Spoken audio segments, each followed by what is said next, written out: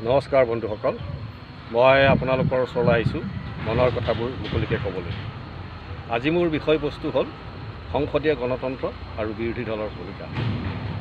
সংসদীয় গণতন্ত্ৰত বিৰোধী দল শক্তিশালী হ'লে শাসক দলে জনগণ বিৰোধী কাম কৰিবলৈ সাহস নকৰে। সৎ, সাহসী আৰু দক্ষ বিৰোধী নেতাক শাসক দলে সদায় সমীহ কৰে। অতীতত আমি তেনে বহু উদাহৰণ দেখিবলৈ পাইছোঁ, যেনে doctor Ram Manohar Lohia, Atal Bihari Vajpayee, George Fernandez, Rajnarayan, মধু লিমাই আৰু অসমৰ হেম বৰুৱাদেৱ উল্লেখযোগ্য। এইসকল নেতাই জনগণৰ স্বাৰ্থত সদায় সংসদ ভৱন কঁপাই তুলিছিল। অসমতো আমি অতীতত তেনেধৰণৰ নেতা দেখা পাইছিলোঁ। হৰিশংকৰ ভট্টাচাৰ্য, দুলাল বৰুৱা, ফণী বৰা, নক্ষত্ৰ চৌধুৰী আদি।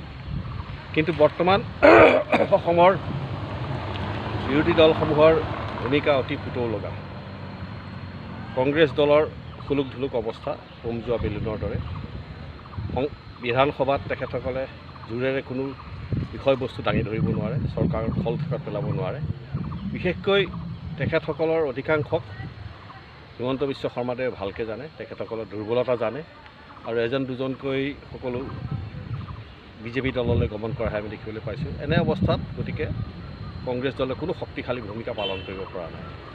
আনটো বৃহৎ দল হ'ল AIUDF। AIUDFে কেৱল নিজৰ ধৰ্মীয় সংখ্যালঘুৰ ক্ষেত্ৰত মাত মতাতেই ব্যস্ত। ধৰ্মীয় সংখ্যালঘুৰ বিষয় ওলালেই তেখেতসকলে মাত মাতে। তাৰ বাহিৰে অসমৰ জাতীয় জীৱনৰ প্ৰতি তেখেতসকলৰ কোনো দায়বদ্ধতা নাই। আৰু থাকিলগৈ অখিল গগৈ ডাঙৰীয়া। অখিল গগৈ ৰাইজৰ দলৰ একমাত্ৰ প্ৰতিনিধি। অখিল গগৈ মাজে মাজে চৰকাৰক অলপ ব্যতিব্যস্ত কৰিব পাৰে, কিন্তু তেখেতে অকলশৰে বিশেষ একো কৰিব পৰা নাই। CPM দলৰটো কথা নকওঁৱেই, কাৰণ এটা অস্তিত্ববিহীন দলৰ দৰে এজন বিধায়ক আছে, তাকো একেবাৰে সৰব নহয়। সদনৰ বাহিৰে ভিতৰে তেখেতৰ আমি কোনো বিশেষ ভূমিকা দেখা নাই। সেয়েহে সঁচা কথা ক'বলৈ গ'লে বিজেপি দলৰ জয় জয়ময় অৱস্থা। হিমন্ত বিশ্ব শৰ্মাৰ অশ্বমেধৰ ঘোঁৰা অসমৰ ইমূৰৰ পৰা সিমূৰলৈ দপদপাই ঘূৰি ফুৰিছে।